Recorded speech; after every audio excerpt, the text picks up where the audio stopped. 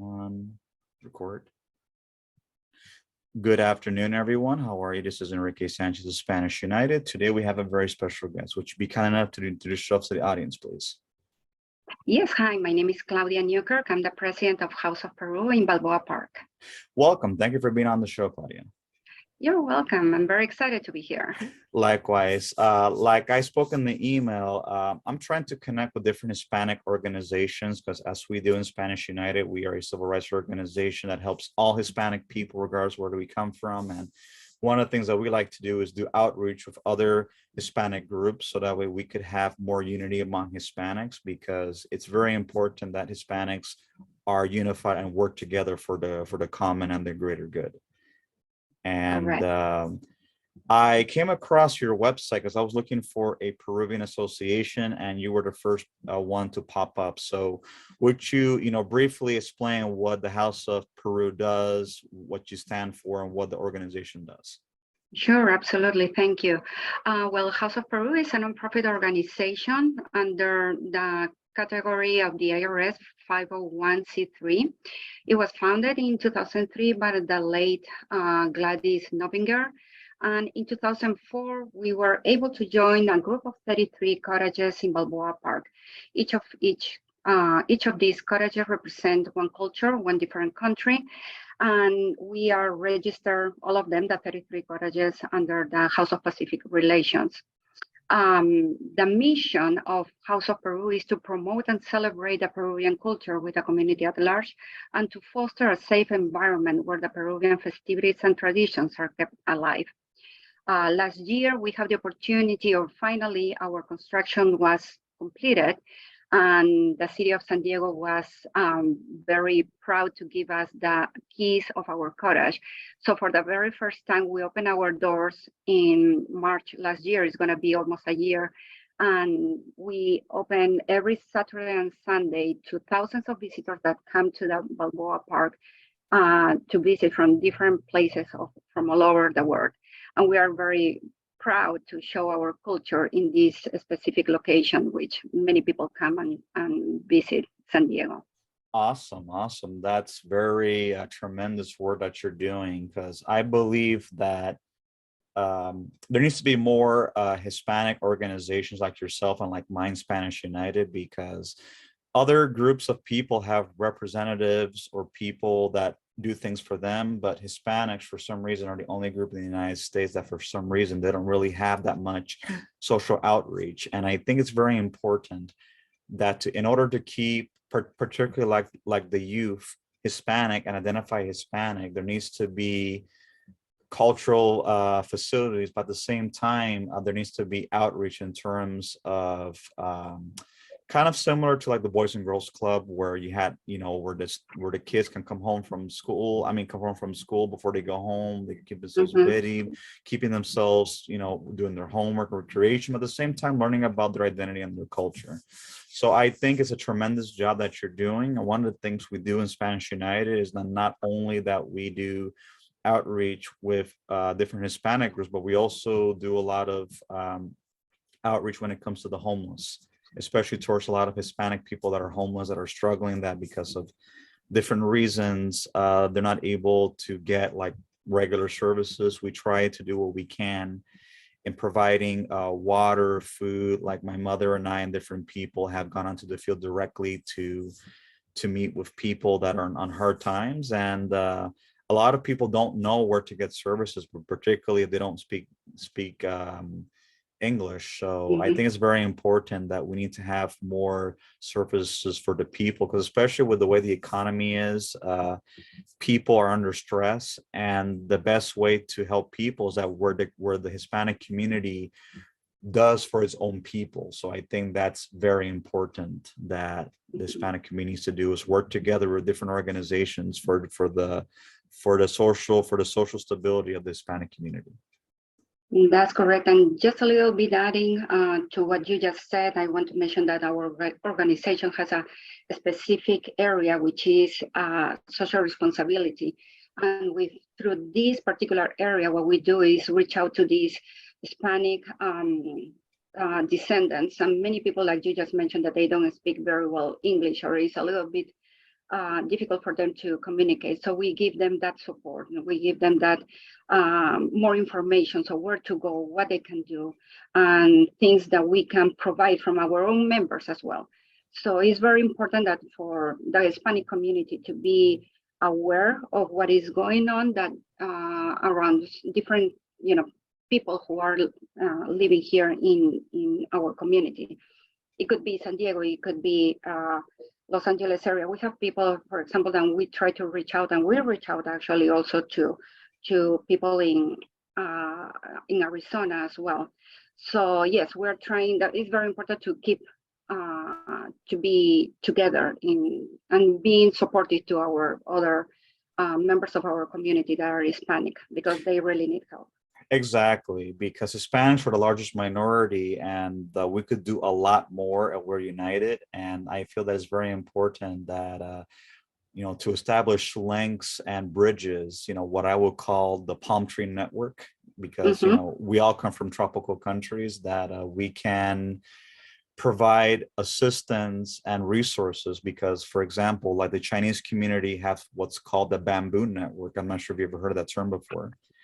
The bamboo network is where the overseas Chinese in different countries around the world, they provide not only cultural and linguistic assistance, but also financial academics assistance to its overseas Chinese around the world. So I think that is something that we have to do in order that we could provide resources to our own people. So right now we're in the process of trying to get sponsorship to establish a community center, and we're trying to get the donations. It's not mandatory, but anyone who wants to donate is appreciated. I'll definitely put that at the end of the podcast, and at the same time to show that Spanish United cares about the community at large. So yes, like I said, I would love to definitely work with you in the future, possibly do a conference with you, because I think it's very important, more than ever, that the Hispanic community supports each other in these times. Very important. And I also wanted to ask, so you were the one that founded the House of Peru, correct? No, I'm the president of House of Peru. Gladys Novinger is, unfortunately, we lost her a few years ago. My condolences. In an accident, but she's the one who founded House of Peru back in 2003. I see. So you have been the president ever since that time, am I correct? No, there have been a few presidents before me. I started to be the president last year in 2022, and for this year, 2023. Oh, awesome. Like I said, I think you're doing an excellent job. Thank you so much. And one of the things that we would like to know is what is the percentage of Peruvians that you have in your area of Balboa Park? Well, actually, here in San Diego, we are a large community, Peruvian community, and we are so proud of that. And basically, we were able to get together, or we bring all these Peruvians together through our cottage in Balboa Park. So there are many people that are coming from, or they started living here in the area, maybe in Los Angeles. And the first thing that they want to get connected with more Peruvian people. They found people, of course, in the Los Angeles area, but also they are able to find us here if they come a little bit south here in San Diego. Oh, okay. So we have in our number of members is about between active and people that are a little bit, because we are trying to keep active members every year through a little donation, $25 for a single membership, or $40 if it is a family of 4. That's per year. But from active members, we have about almost 200 members. And between past members and the current members, we are almost like 500. But in total, we are more than, I think that we are, per some latest information that we received, is that here in San Diego, we're almost 8,000 Peruvian registered here. That's a lot. Yes. Yeah, because the unique thing about Peruvians, that unlike people like from Mexico and Central America. There's not too many immigrants from Peru in the United States. If they do immigrate, they either go to like other countries of South America, like Argentina, Chile, or Uruguay, or they go to Europe. But it's just amazing that you're able to keep 8,000 strong. Yes, yes, and many people every single weekend we receive more Peruvian, members here in our cottage, or people that are just looking, and when they see our flag outside, of our cottage, they get so amazed to see or to feel familiar and to listen to our music that we are playing here in our cottage. So it's a very nice experience for everybody. That's good. So are most of the Peruvians that are in San Diego and Balboa Park, are they professional? Are they working class? Are they refugees or just Oh, we economic have a little bit, migrants? yes, it's a diverse community. We have a little bit of everything. And what I'm very proud, and I can say that Peruvian people, they work their way to success. They are hard, we are very hard workers, and we know that this is a very unique opportunity that we have to be living here in this area, in this particular country. And here we are to support each other because this is a different community, different culture, and we're trying to help to the new immigrants to come here to the United States, specifically to the San Diego area, to make it a little bit easier. So they can feel like, okay, you're away from home, but here you have more friends, you have more family, so they can feel that they're not alone here. Right.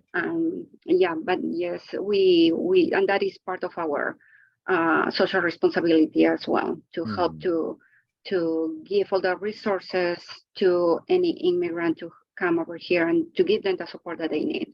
Right. And especially that Hispanics, as I mentioned earlier, are the only immigrant group that actually, struggles to be integrated into the United States compared to other immigrant groups that have resources or have much more of an advantage than we do. So I think it's very vital, especially for Hispanic cultural centers to exist. Doesn't matter if it's Puerto Rican, Peruvian, Dominican, Cuban, Mexican, etc.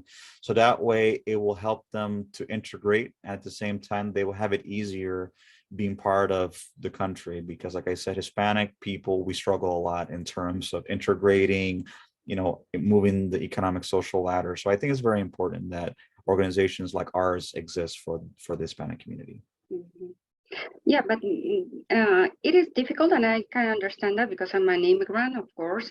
But getting together with all these other people that come, for example, I have very, very good friends, and I remember, I will never forget that they are from Nicaragua, who gave me, the first hand, or American people that gave me another hand here and there and gave me the right connections.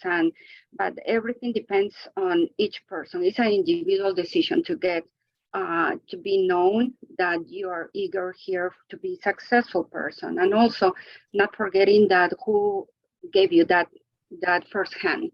So that's very important, and that's something that we are always trying to tell to everybody who comes to us, or that we can make a difference in their lives. Never forget who helped you at the very beginning, and that's a chain that we should continue. Absolutely. So, Absolutely. So it's very important. This is a country of opportunities, and getting ready to get those opportunities is our job. It's an individual job. And yeah, getting together and being supportive to one to each other is the most important part of success. Perfect. So, we come to the end of our time. So we did it right under 20 minutes. So I want to thank you, Claudia. Thank you so much for being on the show. I truly appreciate it. And for your listeners on your side of the House of Peru, if anyone wants to, donate, which is not mandatory, but it's welcome. We have PayPal, and we have Cash App. And for those that want to reach us on social media, we are on Facebook, Spanish United Spanish United Facebook, Spanish United Instagram, Spanish United Twitter, and Spanish United YouTube. So as soon as I finish here, I will send you the link, and you could share it with whoever you want to share it with. Very good. Thank you so much. Have a wonderful evening. You too. Thank you. Bye-bye. Bye-bye.